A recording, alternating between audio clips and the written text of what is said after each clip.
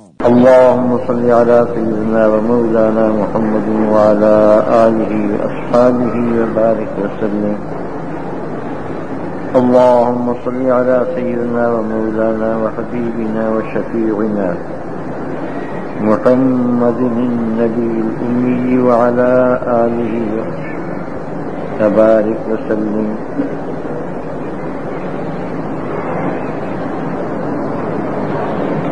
وعن ابي هريره رضي الله تعالى عنه قال قال رسول الله صلى الله عليه وسلم اختتن ابراهيم النبي صلى الله عليه وسلم وهو ابن 80 سنة بالقدوم متفق عليه.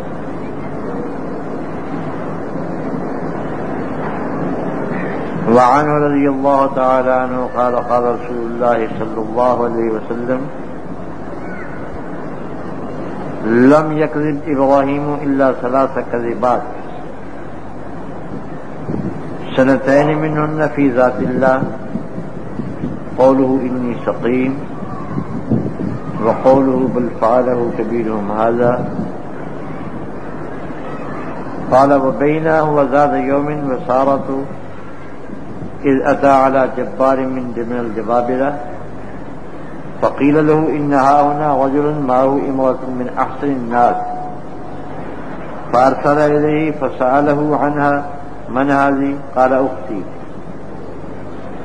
فأتى سارة فقال لها إن هذا الجبار إن يعلم أنك امرأتي يغلبني عليك وإن سألك فأخبريه أنك أختي فإنك أختي في الإسلام ليس على وجه الأرض مؤمن غيري وغيرك. فأرسل إليها فأتي بها قام إبراهيم يصلي فلما دخلت عليه ذهب يتناولها بيده فأخذ ويروى فغط حتى ركض برجله فقال ادع الله لي ولا أضرك فدعت الله فأطلق ثم تناولها الثانية فأخذ مثلها أو أشد فقال ادع الله لي ولا أضرك فدعت الله فأطلق فدعا بعض حجبته فقال إنك لم تأتني بإنسان إنما أتيتني بشيطان فأخذ معها هاجر فأتته وهو قائم يصلي فأومأ بيده مهيا قالت رد الله كيد الكافر في نهره وأقدم هاجر. قال أبو هريرة رضي الله تعالى عنه تلك أمكم يا بني ما اشتبه متفق عليه. حضرت ابو ہریرہ رضی اللہ تعالیٰ عنہ سے روایت ہے کہ حضرت ابراہیم علیہ الصلوۃ والسلام نے اپنی ختنہ کی تھی جبکہ وہ 80 سال کے تھے کلہاڑے کے ساتھ. یہ صحیح بخاری اور صحیح مسلم کی حدیث ہے. انہی سے روایت ہے کہ رسول اللہ صلی اللہ علیہ وسلم نے فرمایا حضرت ابراہیم علیہ الصلوۃ والسلام نے بظاہر صرف 3 باتیں خلاف واقعہ کہیں. ان میں سے 2 اللہ کی ذات کے لیے تھیں. ایک ان کا یہ کہنا کہ میں بیمار ہوں اور ایک ان کا یہ کہنا کہ نہیں بلکہ یہ کیا ہے ان کے بڑے نے اس بڑے نے. اور فرمایا نبی کریم صلی اللہ علیہ وسلم نے کہ اسی اسنا میں کہ وہ ایک دن اور ان کی اہلیہ حضرت سارہ جا رہے تھے. اتنے میں ایک سرکش بادشاہ کے پاس سے گزر ہوا تو بادشاہ کو کسی نے بتایا کہ یہاں ایک آدمی ہے جس کے ساتھ ایک عورت ہے جو تمام انسانوں سے زیادہ حسین ہے.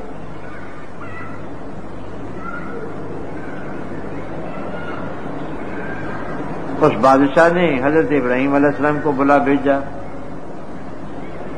اور ان سے حضرت سارہ کے بارے میں پوچھا کہ یہ کون ہے؟ آپ نے فرمایا میری بہن ہے۔ پھر حضرت سارہ کے پاس آئے تو کہا کہ یہ سرکش بادشاہ بے ایمان، اگر اس کو معلوم ہوا کہ تم میری بیوی ہے تو یہ تجھے مجھ سے چھین لے گا، اور اگر یہ تجھ سے پوچھے تو تمہیں سے کہہ دینا کہ میں اس کی بہن ہوں، کیونکہ تم اسلام میں میری بہن ہو اور روئے زمین پر کوئی مومن میرے سوا تمہارے سوا نہیں ہے۔ اس بادشاہ نے حضرت سارہ کو بلا بھیجا۔ حضرت سارہ کو لایا گیا تو حضرت ابراہیم علیہ السلام کھڑے ہو کر نماز پڑھنے لگے۔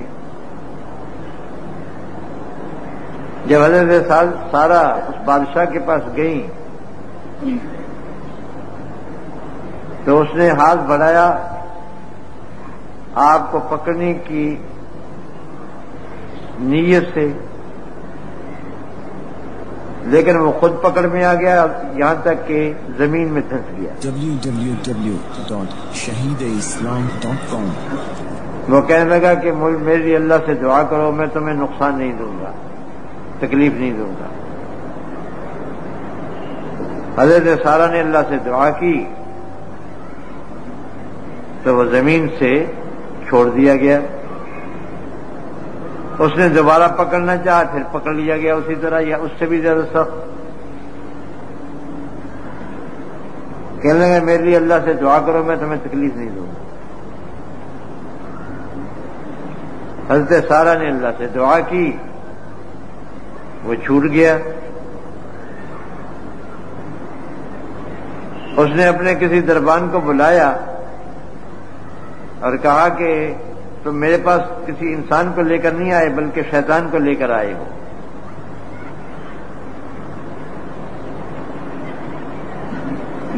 بس حضرت سارہ کو بطور خادم دے دی حضرت حاجرہ۔ حضرت سارہ حاجرہ کو لے کر حضرت ابراہیم علیہ السلام کے پاس پہنچی اور وہ کھڑے نماز پڑھ رہے تھے تو ہاتھ کے اشارے سے پوچھتے کیا ہوا؟ انہوں نے کہا کہ اللہ تعالیٰ نے کافر کا مکر اس کی گردن میں لوٹا دیا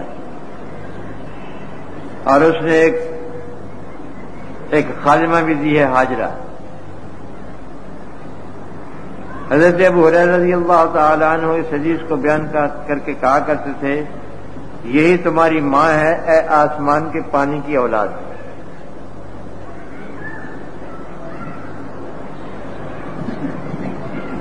پہلی حدیث میں ہے کہ حضرت ابراہیم علیہ السلام نے 80 سال کی عمر میں اپنی ختنہ خود کی تھی کلہاڑے کے ساتھ۔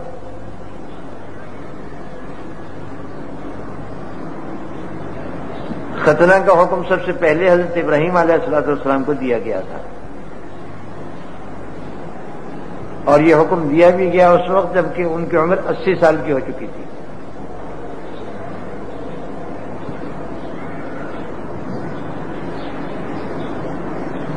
اس سے پہلے کے انبیاء کرام علیہ السلام کو یہ حکم نہیں تھا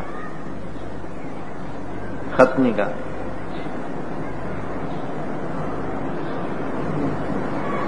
حضرت ابراہیم علیہ السلام کو جب یہ حکم ہوا تو انہوں نے فوراً اس کی تعمیل کی۔ آلات جراحی تو کیا ہوتے پاس، وہ کلاڑا تھا اس کے ساتھ کاٹ لیا،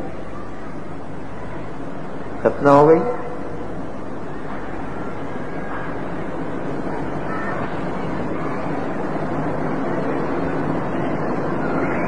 یہ ان چند مشکل چیزوں میں سے ایک تھی جن کے ساتھ حضرت ابراہیم علیہ السلام کا امتحان ہوا تھا۔ وَإِذِ ابْتَلَىٰ إِبْرَاهِيمَ رَبُّهُ بِكَلِمَاتٍ فَأَتَمَّهُنَّ، اور جب امتحان لیا ابراہیم کا اس کے رب نے چند باتوں کے ساتھ تو ابراہیم نے وہ پوری کر دی۔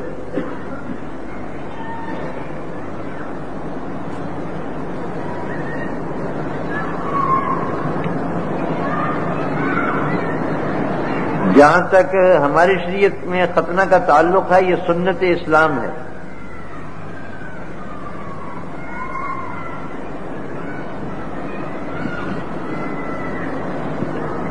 اس کے لیے صحیح عمر تو بچپن کی ہے،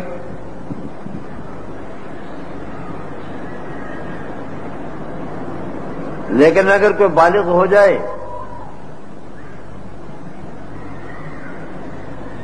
تو اس کو بھی ختنہ کرنے کا حکم ہے، حتیٰ کہ اگر کوئی کافر مسلمان ہو جائے اور اس کی ختنہ نہ ہوئی ہو اس کے لیے بھی حکم ہے، لیکن ایک شرط ہے کہ تحمل ہو سکے۔ اور آج کل تو بڑے بڑے آپریشن ہوتے ہیں، یہ تو معمولی چیز ہے۔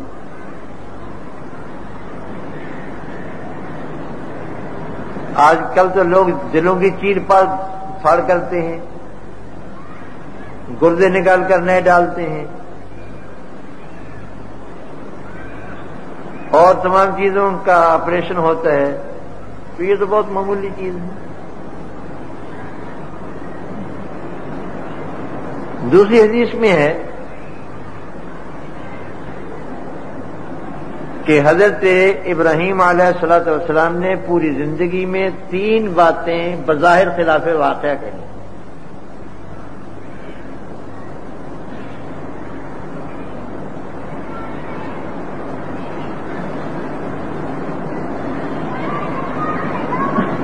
حدیث کے اصل الفاظ ہیں لم یکذب ابراہیم الا 3 کذبات۔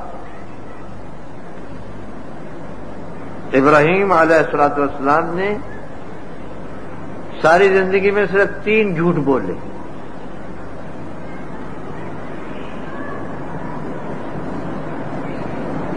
جو لوگ بیچارے صرف ترجمہ ہی کر سکتے ہیں، اس سے زیادہ جانتے نہیں، اللہ نے اس سے زیادہ نہ ان کو علم دیا نہ عقل دی۔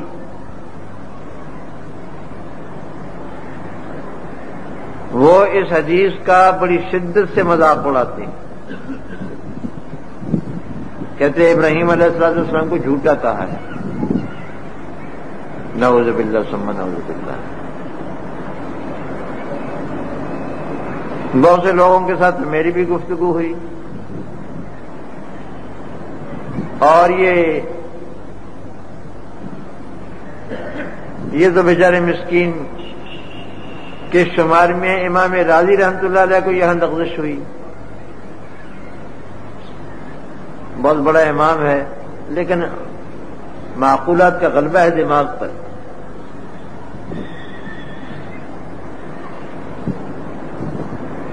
اس حدیث پر چلتے چلتے کہتے ہیں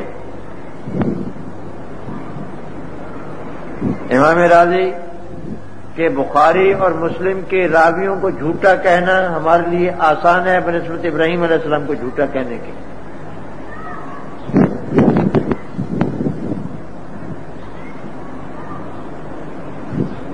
یہ فقرہ لکھ کر کے امام راضی رحمہ اللہ تعالی آگے چلے گئے، لیکن انہوں نے سوچا نہیں کہ میں کیا لکھ گیا ہوں۔ ان کے زمانے میں ہوتا تو ان کی خدمت میں حضرت عرض کرتا کہ حضرت بڑی خطرناک بات لکھی ہے آپ نے۔ ابراہیم علیہ السلام کو جھوٹا کہتا کون ہے؟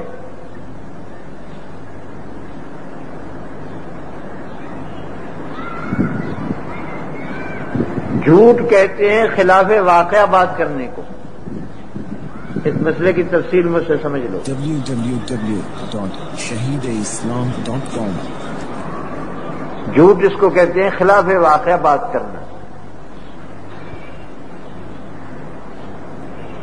اور پھر اس کی 2 صورتیں ہیں،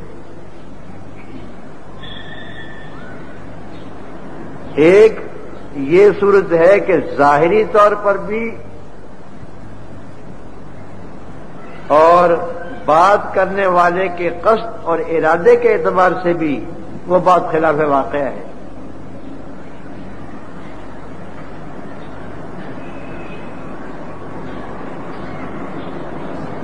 اور دوسری صورت یہ ہے کہ سننے والے کے لحاظ سے تو خلاف واقعہ ہے بظاہر، لیکن بات کرنے والا جس معنی کو ذہن میں رکھ کر بات کر رہا ہے اس کے اعتبار سے خلاف واقعہ نہیں. یعنی ایک بات کے دو معنی ہیں، یوں سمجھ لیں. بظاہر ایک معنی ہے اور ہر شخص سننے والا یہی سمجھتا کہ یہ معنی مراد ہے، لیکن بات کرنے والا یہ معنی مراد نہیں لیتا بلکہ دوسرے معنی مراد لیتا ہے. اس معنی کے اعتبار سے یہ جھوٹ ہے، دوسرے معنی کے اعتبار سے جھوٹ نہیں. اس کو عربی زبان میں توریہ کہتے ہیں.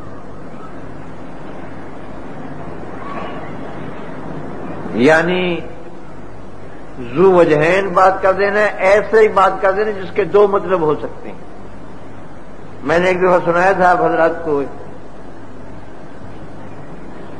حضرت مولانا محمد قاسم نانوتوی رحمۃ اللہ علیہ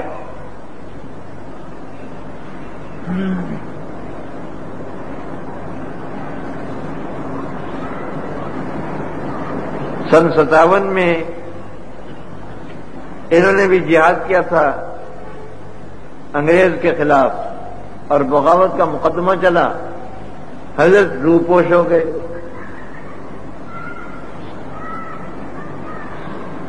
لیکن 3 دن کے بعد باہر نکل آئے. کسی نے کہا کہ حضرت پولیس تو پکڑنے کے لیے سی آئی ڈی پھر رہی ہیں مکھیوں کی طرح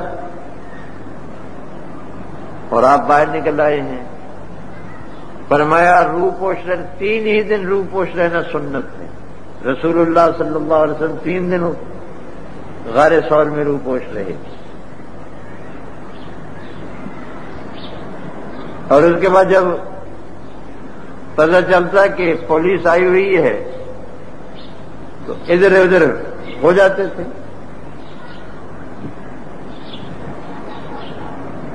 ایک دن پولیس کو بتایا گیا کہ مولانا مسجد میں ہے. اس موقع پر پہنچ گئے. حضرت اکیلے تھے مسجد میں اور کوئی تھا بھی نہیں. وہ آپ سے پوچھتے ہیں کہ یہاں مولانا محمد قاسم کو دیکھا ہے؟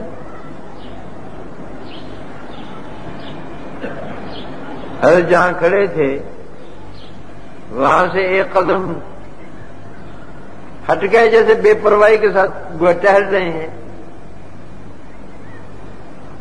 فرمایا کہ ابھی تو یہاں کھڑے تھے، اندر دیکھ لیجیے، ابھی تو یہاں تھے.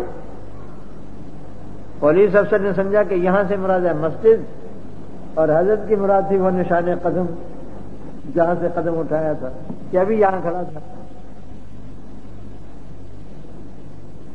اور ساتھ کے لیے کہ اندر دیکھ لو. وہ اندر دیکھنے کے لیے گئے، اتنے میں حضرت نکل گئے. اس کو توریہ کہتے ہیں. تو حضرت ابراہیم علیہ الصلوۃ والسلام نے ان تینوں باتوں میں توریہ فرمایا. ان میں سے پہلا اور قرآن کریم میں نقل کیا انی سقیم. ان کے قوم کے لوگ اپنے میلے کے لیے عید کے لیے جا رہے تھے. ابراہیم علیہ الصلوۃ والسلام نے سے انہوں نے کہا کہ آپ بھی چلیں گے؟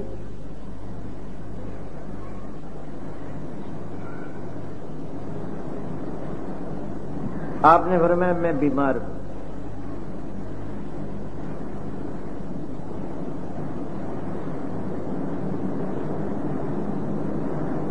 اب ہر شخص اس کا یہ مطلب سمجھے گا سننے والا میں بیمار ہوں کہ خدا نہ خاصہ کوئی ایسی بیماری لاحق ہے جس کی وجہ سے عید میں نہیں جا سکتے، میلے میں نہیں جا سکتے.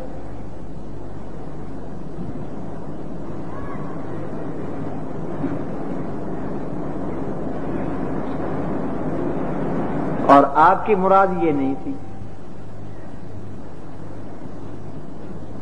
آپ کی مراد یہ تھی کہ کوئی نہ کوئی بیماری جو آدمی کو ہوتی ہے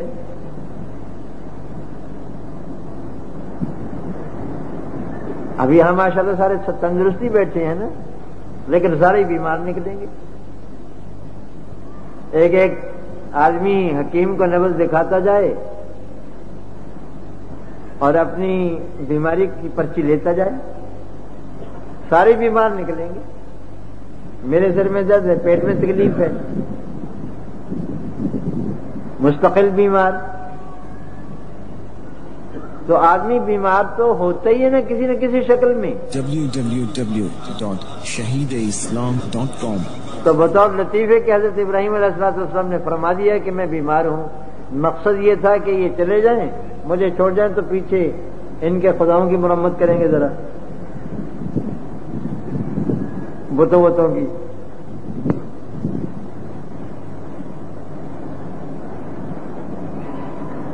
دوسری بات یہ کہ بیماری کس کو کہتے ہیں؟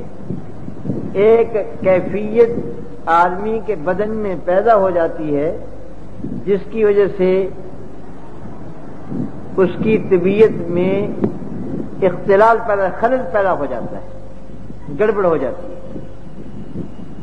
طبیعت جو اس کی معمول پر چل رہی ہے اس عارضی کیفیت کی وجہ سے وہ معمول پر باقی نہیں رہتی طبیعت، اس کو بیماری کہتے ہیں. اور حضرت ابراہیم علیہ السلام کو جو ان کے خداؤں پر غصہ آ رہا تھا وہ بھی ایک بیماری تھی، بے چین کیے ہوئے تھے. جیسے آدمی کو کسی چیز پر غصہ آ جائے تو اس کو نہ نیند آتی ہے نہ چین آتی.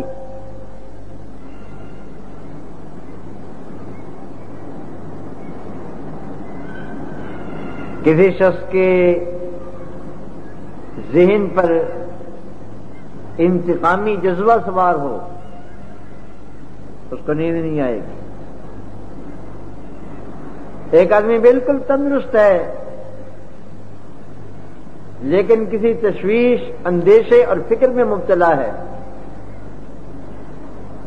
اس کو نیند نہیں آئے گی، کروٹیں بدلتا پھرے گا، ساری رات کروٹیں بدل کے کاٹ دے گا. اب کیا آپ اس کو بیماری نہیں کہیں گے؟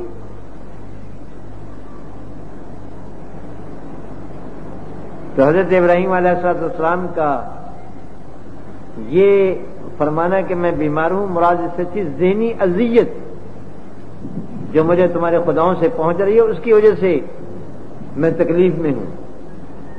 اور سننے والا یہ سمجھا کہ کوئی خدا نہ خواستہ بدنی بیماری ہے. تو حضرت ابراہیم علیہ السلام نے جو کچھ فرمایا اپنی جگہ برحق تھا، صحیح تھا، اس میں نام کو جھوٹ نہیں،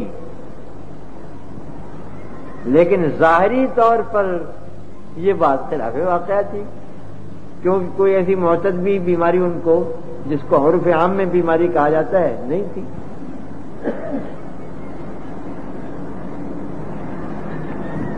یہ واقعہ قرآن کریم میں ذکر کیا ہے. اور اس کے بعد ایک دوسرا واقعہ بھی قرآن کریم ہی میں ذکر کیا ہے.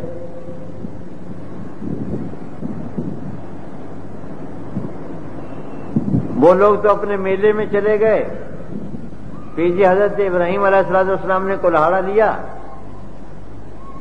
اور سب کو توڑ پھوڑ ڈالا، تمام بتوں کو، بت شکن. لیکن ان کا جو بڑا تھا مہاگرو،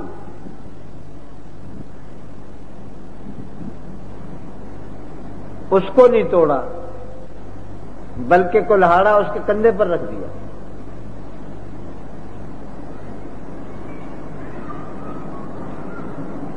وہ لوگ میلے سے واپس آئے، اپنے بتخانے کو دیکھا تو سارے کے سارے خدا ٹوٹے پڑے.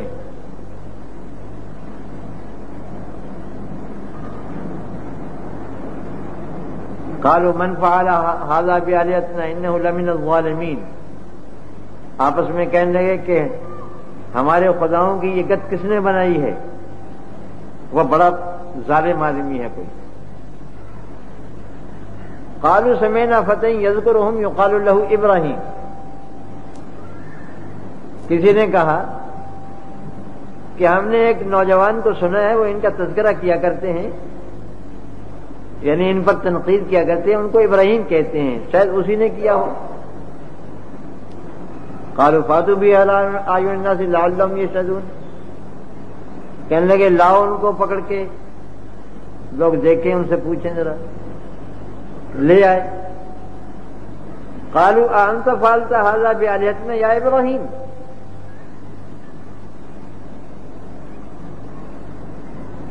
کہنے لگے تم نے یہ کیا ہے ہمارے خداؤں کے ساتھ اے ابراہیم؟ قال بل فعلہ،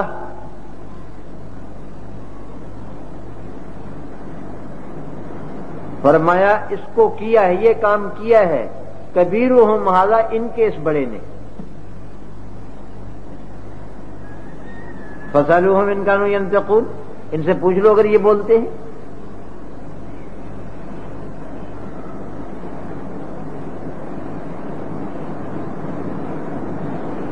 اب یہ بات بھی بظاہر خلاف واقعہ ہے.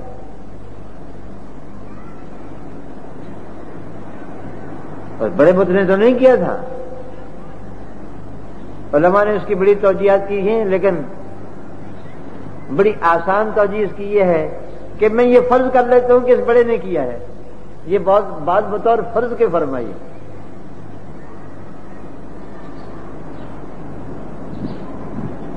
2 سال کا بچہ بھی جانتا ہے کہ یہ بت نہیں توڑ سکتا. اور حضرت ابراہیم علیہ السلام ان کے سامنے ایسی بات نہیں کہہ سکتے تھے. مقصود ان کو الزام دینا تھا کہ میں فرض کرتا ہوں کہ اس بڑے بت نے ان کو توڑا ہے. اب آگے چلیں.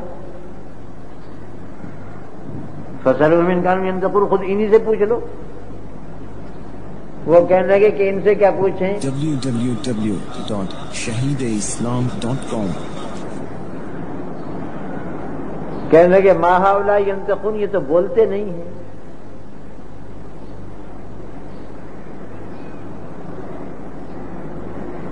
لقد علمت، آپ کو معلوم ہے کہ یہ لوگ بولتے نہیں ہیں. اور یہی بات ان سے کہلوانی تھی حضرت ابراہیم علیہ السلام کو. قال افتعبدون من دون اللہ ما لا ينفعكم شيئا ولا يضركم اف لكم ولما تعبدون من دون اللہ افلا تعقلون. فرمانے لگے کہ تم اللہ کو چھوڑ کر ان بتوں کو پوجتے ہو جو بول نہیں سکتے، حرکت نہیں کر سکتے، کچھ نہیں کر سکتے، جو اپنی حفاظت نہیں کر سکتے. تمہیں کیا دیں گے؟ تمہاری حفاظت کیا کریں گے؟ مقصود تو یہ تھا. لیکن یہاں یہ جو فرمایا کہ اگر یہ جو فرمایا کہ ان کے بڑے نے کیا ہے، یہ بات کو آگے چلانے کے لیے تھا کہ میں یہ فرض کرتا ہوں. اگر کہتے ہاں میں نے کیا ہے تو آگے بات کیا چلتی؟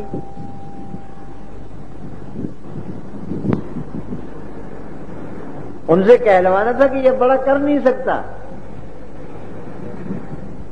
اور یہ بول نہیں سکتے.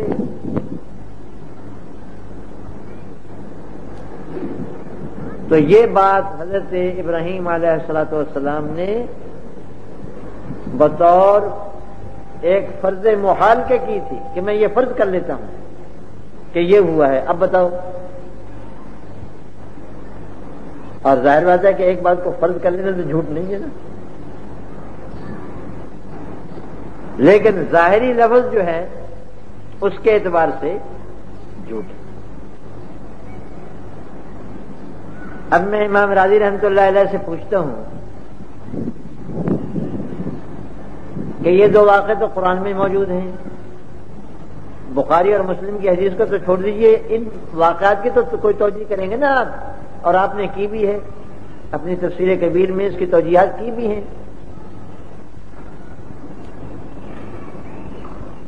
تو جس طرح آپ نے ان واقعات کی توجیہات کی ہیں، اس حدیث کی بھی توجیہ کر لیجیے۔ مشکل کیا ہے کہ یہاں کذب سے مراد توریہ ہے۔ shahideislam.com اس ویب سائٹ پر آپ سن سکتے ہیں شہید اسلام مولانا محمد یوسف لدھیانوی رحمہ اللہ کی آواز میں درس قرآن، درس حدیث اور اصلاحی مواعظ۔